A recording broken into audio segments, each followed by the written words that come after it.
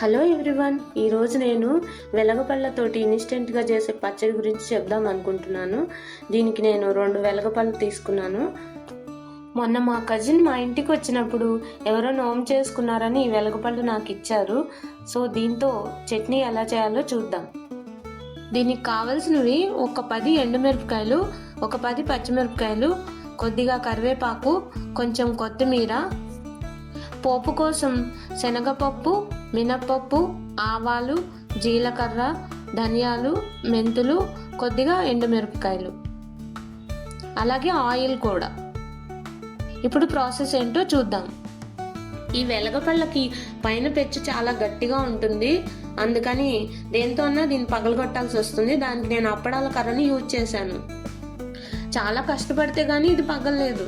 అలాంటిది మరి ఎలిఫెంట్ దీన్ని పైన పెచ్చు తీయకుండానే లోపల గుజ్జు తింటుందట. ఎలా తింటుందో మరి ఆ భగవంతుడి మహత్యం కావచ్చు. ఇవి 2 పగలగొట్టడానికి నాకు 10 minutes పట్టింది. అయితే ఈ రెండిట్లో ఒకటి పండింది, ఒకటి కొంచెం దూరగా ఉందన్నమాట. అయితే 2 మిక్స్ చేస్తాం కాబట్టి బాగానే ఉంటుందని అన్నారు. యాక్చువల్లీ ఇది పండక ముందు పుల్లగా ఉంటుంది, పండిన తర్వాత కొంచెం తీయగా పుల్లగా ఉంటుంది. ఈ గుజ్జును బయటకు తీయటానికి ఒక స్పూన్ యూజ్ చేసి మొత్తం గుజ్జును బయటికి తీసాను. అయితే పండుగా ఉన్నది మెత్తగానే ఉంటుంది, దోరగా ఉన్నది మాత్రం కొంచెం గట్టిగా ఉంటుంది. అందుకని మనం కొంచెం గట్టి స్పూన్ తీసుకుని దీన్ని బయటకు తీయాల్సి ఉంటుంది. మొత్తం బయటకు తీసాను. ఈ వెలగపండులో ఫైబర్ ఎక్కువగా ఉంటుంది, అందుకని ఇది జీర్ణక్రియను మెరుగుపరుస్తుంది. అజీర్ణం, గ్యాస్, మలబద్ధకం లాంటి వాటికి మెడిసిన్గా కూడా దీన్ని ఉపయోగిస్తారు. పోపు కోసం ఆయిల్ వేసి అందులో శనగపప్పు, మినపప్పు, ఆవాలు, జీలకర్ర, అలాగే ఎండుమిరపకాయలు వేసి కొద్దిగా వేగేంత వరకు వేయించాలి. ఈ వెలగపండులో ఉండే సహజమైన ఫైబరు పేగుల్ని శుభ్రం చేసి పేగుల్లో ఉండే టాక్సిన్ని బయటికి రావడానికి ఉపయోగపడుతుంది. అలాగే బాడీలో ఉండే తేమని ఇది నిలిపి ఉంచుతుంది. అలాగే పేగుల్లో ఉండే అల్సర్ అలాంటివి తగ్గించడంలో ఇది బాగా హెల్ప్ చేస్తుంది. ఇందులో విటమిన్ సి ఎక్కువగా ఉండటం వల్ల ఇమ్యూనిటీని పెంచుతుంది. జలుబు, దగ్గు, ఇన్ఫెక్షన్ల బారి నుంచి ఇది రక్షణ కల్పిస్తుంది.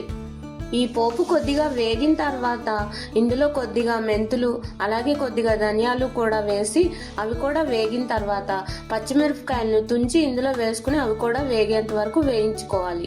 ఈ వెలగపండులో యాంటీ ఆక్సిడెంట్స్ ఎక్కువగా ఉండటం వల్ల లివర్ డీటాక్స్ అవ్వటానికి హెల్ప్ చేస్తుంది.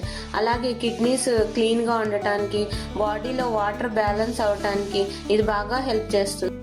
యాక్చువల్లీ ఈ వెలగపండు సీజనల్ ఫ్రూట్స్. ఇది వర్షాకాలం తర్వాత వచ్చేదన్నమాట. అయితే ఇప్పటి వరకు వస్తున్నాయి. ఈ ప్రకృతిలో జరిగే ప్రతి ఒక్కదానికి ఒక కారణం ఉంటుంది.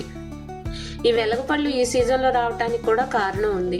ఈ సీజన్లో ఎక్కువగా జలుబులు, దగ్గులు అవి వస్తూ ఉంటాయి కదా. ఇందులో ఉండే ఇమ్యూనిటీ సిస్టమ్ దీనికి బాగా ఉపయోగపడుతుందని చెప్పి ఈ సీజన్లో ఇవి వస్తాయనిపిస్తుంది నాకు. ఈ పచ్చిమిరపకాయలు కూడా వేగిన తర్వాత ఇందులో ఇంగువ వేసి మనం దీనికోసం ఉంచిన కొత్తిమీరను కూడా ఇందులో వేసి వెంటనే కట్టేయాలి. ఎందుకంటే కొత్తిమీర వేగాల్సిన అవసరం లేదు, జస్ట్ పచ్చివాసన పోవటం కోసం ఇందులో వేసామంతే. ఈ పోపు కొద్దిగా చల్లారిన తర్వాత ఇదంతా మిక్సీ జార్లో వేసి మెత్తగా మిక్సీ పట్టుకోవాలి. మధ్య మధ్యలో కలుపుతూ మిక్సీ పట్టుకోవాలి, లేకపోతే అంతా సమానంగా మిక్స్ అవ్వదు. ఈ కారం మిక్సీ పట్టడం అయిన తర్వాత ఇందులోకి కొద్దిగా పసుపు, సరిపడా ఉప్పు వేసి ఈ వెలగపండు గుజ్జును కూడా అందులో వేసి కొద్దిగా వాటర్ పోసి మిక్స్ చేసుకోవాలి. ఎందుకంటే ఇది ఒకటి పండుది, ఒకటి దోరది కాబట్టి దోరది గట్టిగా ఉంటుంది, అందుకని తొందరగా మిక్స్ అవ్వదు. అందుకని నేను కొద్దిగా వాటర్ కలిపాను. అదే 2 పండుగ ఉన్నట్లయితే మీరు వాటర్ కలపాల్సిన అవసరం ఉండదు. మనం చేసేది ఇన్స్టెంట్ చట్నీయే కదా, ఇది 1-2 రోజుల కన్నా ఎక్కువ ఉండదు. కాబట్టి ఇందులో వాటర్ కలిపినా పెద్దగా నష్టం ఏం లేదు. అదే నిల్వ పచ్చడి ఎక్కువ కాయలు చేసినట్లయితే వాటర్ కలిపితే కొద్దిగా ప్రమాదం ఉంది. అదీ కాక ఇది ఫ్రిడ్జ్లో పెట్టినట్టయితే మీకు 3-4 రోజుల వరకు నిల్వ ఉంటుంది.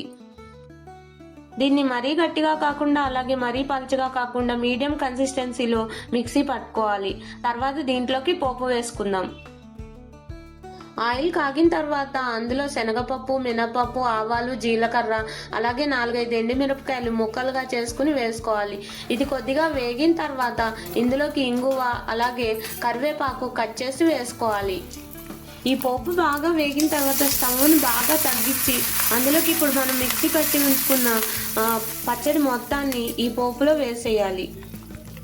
ఈ పోపు మళ్ళీ పచ్చడి అంతా బాగా కలిసే వరకు కలిపిన తర్వాత ఒక 2 మినిట్స్ అయితే మీడియం ఫ్లేమ్లో ఉంచాలి.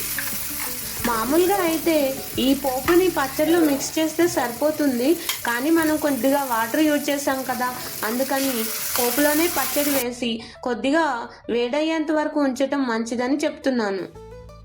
ఇందులో కొద్దిగా బెల్లం పౌడర్ కూడా వేస్తారు, ఇష్టమైతే వేసుకోండి. మా ఇంట్లో అలవాటు ఉంది కాబట్టి నేను కలిపాను.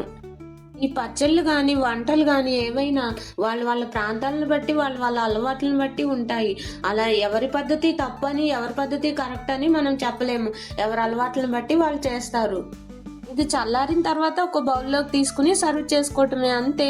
ఎంతో టేస్టీ వెలగపండు పచ్చడి రెడీ. మీరు కూడా తయారు చేసి ఎలా ఉందో నాకు చెప్పండి.